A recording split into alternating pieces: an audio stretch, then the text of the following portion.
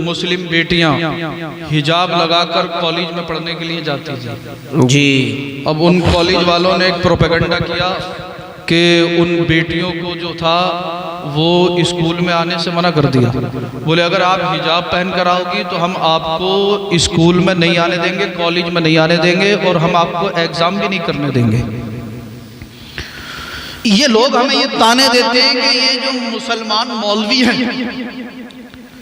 ये जबरदस्ती मुस्लिम औरतों को हिजाब और बुर्के पहनाते। ये जो मुसलमान मौलवी है, आलिम दीन है, हाफिज कुरान, कारी कुरान, आलिम दीन है, ये लोग जबरदस्ती मुस्लिम औरतों पर पर्दा थोपते हैं, जबरदस्ती हिजाब पहनाते हैं, जबरदस्ती बुर्का पहनाते हैं। मगर कर्नाटक की इन बेटियों ने इन जालिमों को, इन तय्यूसों को, इन खबीसों को ये बता दिया, ए जालिमों सुन लो, ये पर्दा हम पर किसी आलिम, किसी मौलवी, किसी हाफिज, किसी कारी ने जबरदस्ती नहीं थोपा है।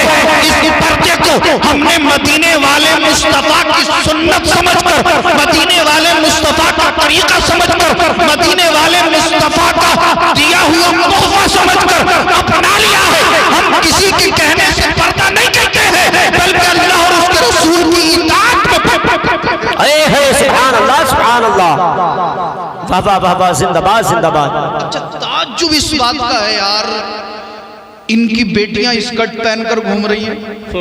भाई हमने तो नहीं कहा कि तुम फुल कपड़ा पहनाओ, जिस्म जाहिर करती हुई घूम रही हैं, हमने तो नहीं कहा। अच्छा, अभी कोरोना आ गया था तो आपने देखा होगा यूनिफॉर्म कैसी थी, वो ड्रेस पूरी और चेहरा भी ढका हुआ। बीमारी के डर से पर्दा करता है, बीमारी के डर से मास्क लगाता है, मौत का डर सताता है तो मास्क का इस्तेमाल करता है। और वही पर्दा इस्लाम ने 1400 साल पहले। अच्छा, एक चीज और, इन जालिमों को छोड़ो, मेरी माँ बहनें समझे कि जो चीज जितनी ज्यादा अजमत वाली होती है जी, जो चीज जितनी ज्यादा कद्र वाली होती है, जिसका मकाम जितना ज्यादा आला होता है, वो उतने ही ज्यादा पर्दे में होती है। आप कहोगे सैयद साहब कोई प्रूफ, कोई दलील, कोई बुरहान जी? तो तमाम किताबों में सबसे आला किताब कुरान। बेशक बेशक। जुज़दान चढ़ाकर रखते हुए नहीं जी, जुज़दान के अंदर कुरान को रखते हुए नहीं, कुरान के ऊपर पर्दा डालते हुए नहीं। तमाम मुकद्दस किताबों में सबसे आला किताब कुरान। जुज़दान चढ़ा दिया पर्दे में। अल्लाह के तमाम घरों में सबसे आला घर खाना काबा। या नहीं है, पर्दे में है या नहीं है, पर्दे में है या नहीं? आप बोले, थोड़ा सा ऊंचा बोले। तमाम किताबों में आला किताब जुज़दान चढ़ा दिया पर्दे में। जुज़दान इसलिए चढ़ाया जाता ताकि इस किताब की अहमियत मालूम हो, लोग समझ जाएं ये किताब भी अल्लाह का कलाम है, मगर तमाम कलामों में सबसे आला है अल्लाह। अल्लाह काबा शरीफ तमाम अल्लाह के घरों में सबसे आला गिलाफ डाल दिया गया। दुनिया वालों को बता दिया गया कि यह अल्लाह का मुकद्दस घर तमाम घरों में सबसे आला है। हर घर का अपना मकाम है, सब घरों के मकाम अपनी जगह मुसल्लम है, मगर काबा का मकाम सबसे आला है। इसी वजह से उस पर गिलाफ डाल दिया गया। और अल्लाह के 1,24,000 कमोबेश अंबिया किराम इस दुनिया में आए, सबके मकाम अपनी अपनी जगह, मगर सबसे आला हमारे और आपके नबी। इसे तो आला हजरत क्यों बयान फरमाते, सबसे औला वाला हमारा नबी, सबसे बाला वाला हमारा नबी। अल्लाह अल्लाह फरमाते, कर्मों बदली रसूलों में हो रही, चांद बदली का निकला हमारा नबी। खल्क से औलिया, औलिया से रसूल, रसूलों से आला हमारा नबी। और सारे अच्छों में अच्छा समझिए जिसे, उस अच्छे से अच्छा हमारा नबी। सुभान अल्लाह, सुभान अल्लाह, सुभान अल्लाह। सारे अच्छों में अच्छा समझिए जिसे, है उस अच्छे से अच्छा हमारा नबी। हर नबी का मकाम अपनी जगह मुसल्लम, तमाम नबियों के मकाम आला, मगर सबसे आला मकाम मेरे नबी का। जब मेराज की रात आई, अल्लाह का हुक्म हुआ, ए बुलबुल सिदरा, ए जिब्रील अमीन, जा मेरे महबूब को मेरे कुर्बे खास में लेकर आ। जिब्रील अलैहिस्सलाम जन्नत में चले गए। रब ने फरमाया, जिब्रील जन्नत में क्या कर रहे हो? अर्ज़ करते हैं मौला 27 रात में शब है, चांद गुरूब में है, जमीन से आसमान तक अंधेरा ही अंधेरा है। जन्नती मशालों को रोशन कर रहा हूँ ताकि उजाला हो जाए। फरमाता है जिब्रील, जन्नती मशालों को रोशन करने की जरूरत नहीं है, मैंने अपने महबूब के चेहरे पर 70,000 नकाब डाले हैं, एक नकाब को उलट देना आसमान तक उजाला ही उजाला।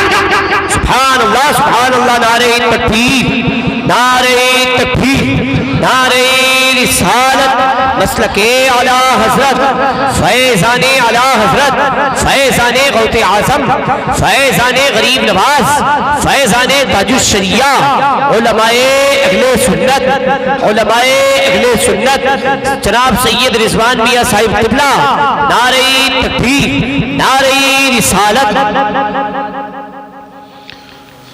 तमाम नबियों में आला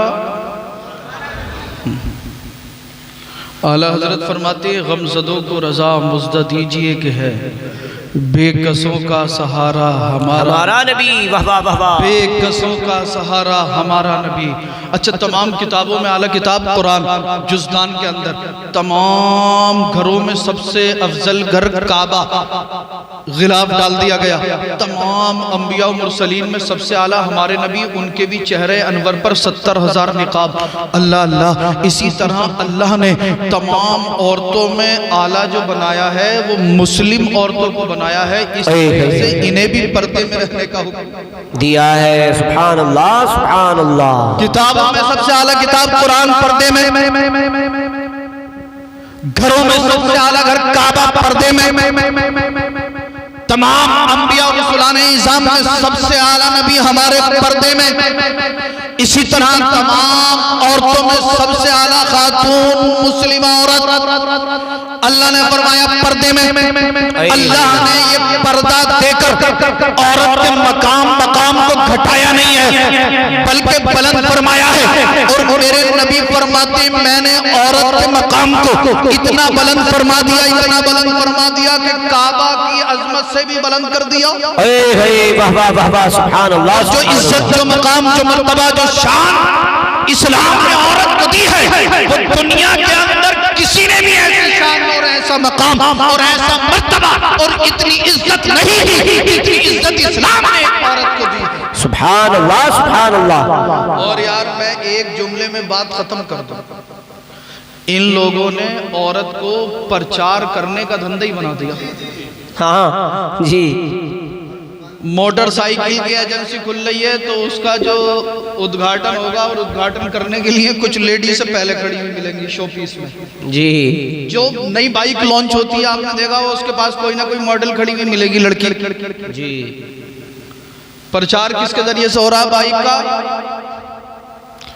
कोई नई कार लॉन्च हो, 4 लड़की, 2 इधर 2 इधर, अच्छा मॉल खुले उसके बाहर लड़कियां माज़अल्लाह रब्बिल आलमीन। आप मुझे बताइए, जो लोग कहते हैं कि हम औरत को इज्जत दिलाएंगे, हम औरत को जो है बराबरी का हक दिलाएंगे, उन लोगों ने औरत को जी बराबरी का झांसा देकर, वाह वाह, का झांसा देकर औरत की इज्जत छीनने का काम किया जी। बेशक औरत को पर्दे में रखकर इस्लाम ने जो इज्जत, जो मकाम, जो मर्तबा दिया है, ये जालिम उस मकाम, उस मर्तबे को छीनना चाहते हैं और औरतों को माज़अल्लाह प्रचार करने की एक फैक्ट्री बना दिया। बेशक बेशक हक है। इनके यहाँ तो किसी चीज का प्रचार होता हो तो लड़कियां लाई जाती हैं माज़अल्लाह रब्बिल आलमीन। अल्हम्दुलिल्लाह इस्लामी दस्तूर, अगर हमारे यहाँ पर कोई दुकान का उद्घाटन हो कुरान पढ़ा जाता है, मकान नया बनाया जाए कुरान पढ़ा जाता है जी, शादी हो अल्लाह उसके रसूल का जिक्र किया जाता है कुरान पढ़वाया जाता है, किसी का इंतकाल हो जाए कुरान पढ़ा जाता है, तीजा हो कुरान पढ़ा जा रहा है, 10वां हो कुरान पढ़ा जा रहा है, 20वां हो कुरान पढ़ा जा रहा है, 40वां हो कुरान पढ़ा जा रहा है। ए मुसलमानों, इनके झांसे में आना और इन्हें चैलेंज कर देना, ए दुनिया वालों, चाहे तुम कुछ भी कर लो, अभी हमारी गैरत बाकी है, हम तुम्हारे झांसे में नहीं आएंगे। ऐलान कर दो तो कोई और होगा जो अपना ईमान दे देगा। अरे कहने वाला नामे नबी पर सुभान अल्लाह, सुभान अल्लाह, जिंदाबाद जिंदाबाद। इन्हें बता दो कि जी। तुमसे मोहब्बत नहीं है, हमें तो मदीने वाले मुस्तफ़ा से मोहब्बत है। मगर भाई हमारी कौम पर भी अल्लाह करम फरमाए साहब जी। और हमारी माँ बहनों को अल्लाह हिदायत बख्शे साहब। आमीन आमीन आमीन। शादियों में ऐसा ऐसा लिबास आप भी नहीं रोकते, और जब बात बिगड़ती है ना तो मौलाना शमीम साहब, सैयद साहब, बड़ी बात ख़राब हो रही है, हमारी नाक कट जाएगी, इज़्ज़त बर्बाद होने वाली है मोहल्ले में, पड़ोस में, रिश्तेदारियों में, और हम अपने ख़ानदान में मुंह दिखाने काबिल नहीं रहेंगे। मैंने कहा क्या हुआ भाई? बोले सैयद साहब हमारा बेटा या हमारी बेटी ये कहती है फला लड़के से शादी करूंगी वरना मर जाऊंगी, जहर खा लूंगी। अल्लाह अल्लाह, आप मुझे बताइए भाई ये नौबत कहाँ से आई?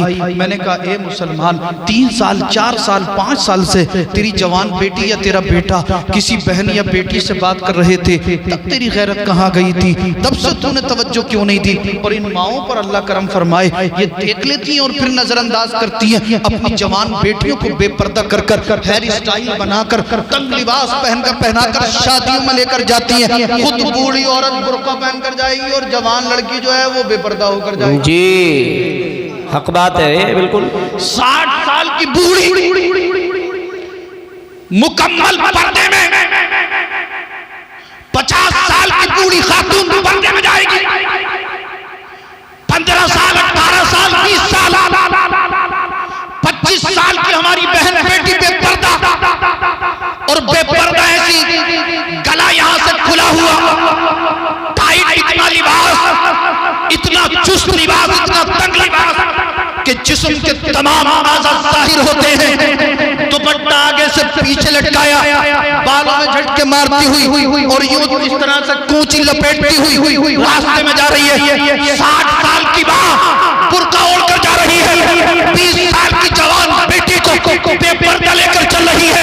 इसकी जवान बेटी बेपर्दा आगे आगे जा रही है। 4 लड़के इधर तक रहे, 4 इधर तक रहे, 4 इधर तक रहे। ये खुश हो रही है, पट्टे लगा रही है, मजाक कर रही है, लड़के खाना ला के दे रहे हैं, बेटी बात कर रही है। जब उसकी बेटी की बात हद से गुजर गई, बेटी ने कहा वाला लड़के से शादी करूंगी। अब घर में रो रही है, रोते रोते मरने फिर रही है साहब।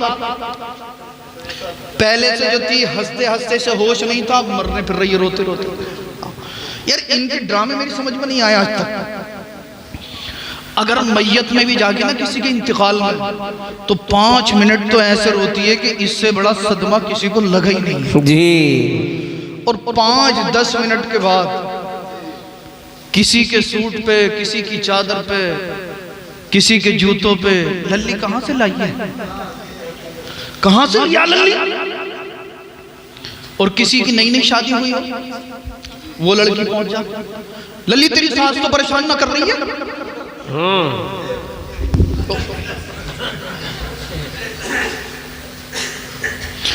लल्ली तेरी नंदे तो ना सता रही? जी जी। तेरे देवर तो जिससे कुछ नहीं कहते, और सास चली जाए तो औरतें बूढ़ी बूढ़ी। तुम्हारे घर जो बहू आई है वो कहना मानती है नहीं मानती है? बहू को कंट्रोल में रखना, खुला मर छोड़ देना वरना सर पे बैठ जाएगी। अब ये सास भी एक तरफ में सुकड़ी पड़ी है, क्या क्या जी जी कर रही हैं। कहा बहन बताओ तो सही क्या हुआ? बोले कंट्रोल में तो जब रखेंगे जब वो पहले दिन से हमारे कंट्रोल में नहीं है। उसने तो हमारे बेटे को ही अपने कंट्रोल में कर लिया। तो बोले किसी मौलवी के पास जाओ फिर तुम, किसी मौलवी के पास जाओ। मौलवियों का भी प्रचार करती फिर, अरे हम तो वहां से करा के लाए थे जब हमारा लड़का कहना ना मान्य था। रुपए 1500 लिए थे मगर मियां ने काम पक्का ही कर दिया था। बिल्कुल।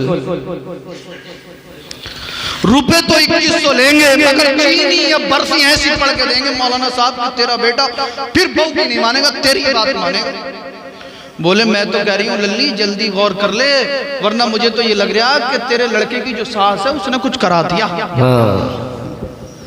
अब यहाँ से काम थोड़ी चल, जल्दी करा ले वरना मामला खराब हो जाएगा, तेरा बेटा तेरे हाथों से निकल जाएगा। अब ये भी ढूंढती आएंगी, अगर हम सीधी बात बता दें तो समझती नहीं है। बोले सैयद साहब पक्के वाला तावीज़ दो, चाहे खर्च कितना भी आ जाए। मैंने कहा यार ये कच्चा पक्का मेरी आज तक समझ में नहीं आया। बोले एक मौलाना के पास हम गए थे, वो कह रहे थे कच्चा वाला 151 का और पक्का वाला 1151 का। मैंने कहा भाई मेरे पास कोई कच्चा पक्का नहीं है, जितना मेरे बुजुर्गों ने मुझे सिखाया मैंने उसके मुआफिक तुम्हें लिख के दे दिया। उलमा ने जो मुझे नुकूश सिखाए थे वो मैंने लिख के दे दिए। अब शिफा करना ना करना ये अल्लाह के इख्तियार में, मैं क्या कर सकता हूँ।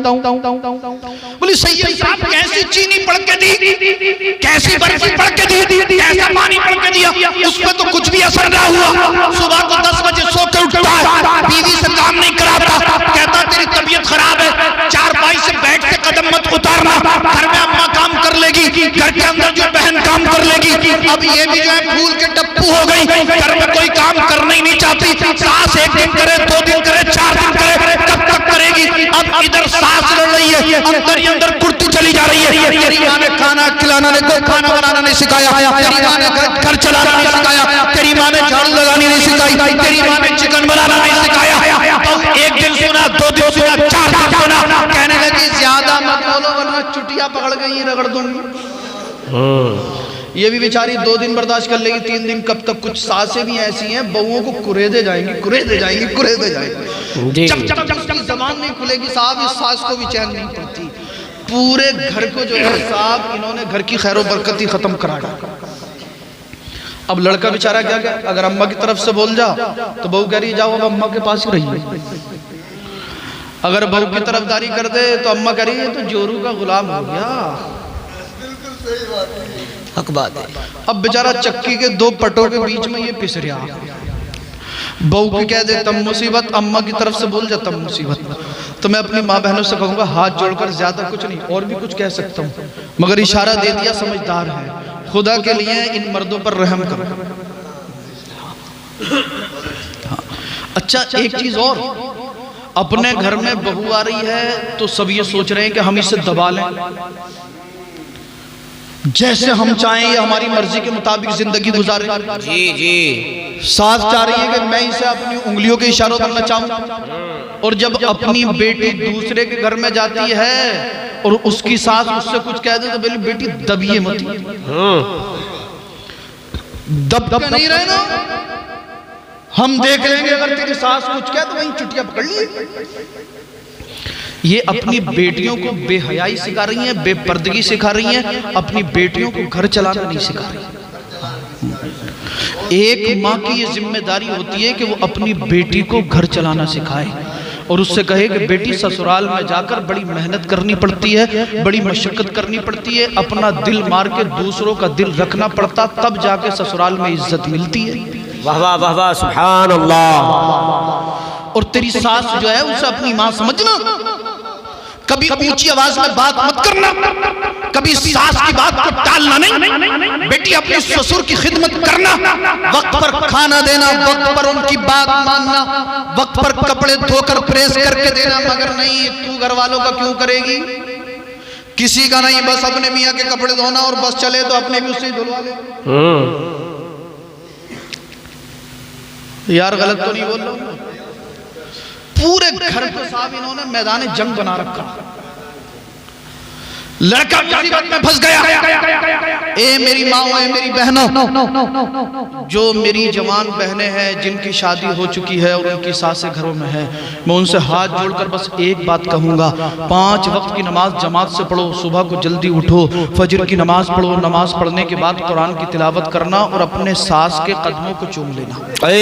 वाह वाह वाह वाह, सुभान अल्लाह। सास के कदमों को चूम लेना, ये ऐसा तावीज, ऐसा नुस्खा बता कर जा रहा हूं कि सास बहू का झगड़ा ही खत्म हो जाएगा। किसी मियाँ के पास जाने की जरूरत नहीं पेश आएगी, किसी मौलवी के पास जाने की जरूरत पेश नहीं आएगी, चीनी या बर्फी या पानी पड़वाने की जरूरत पेश नहीं आएगी, कोई डोरी करवाने की नौबत नहीं आएगी। 5 वक्त की नमाज जमात से पढ़, सुबह को जल्दी उठ, फजर की नमाज पढ़, कुरान की तिलावत कर, उसके बाद अपनी सास के कदमों को चूम ले,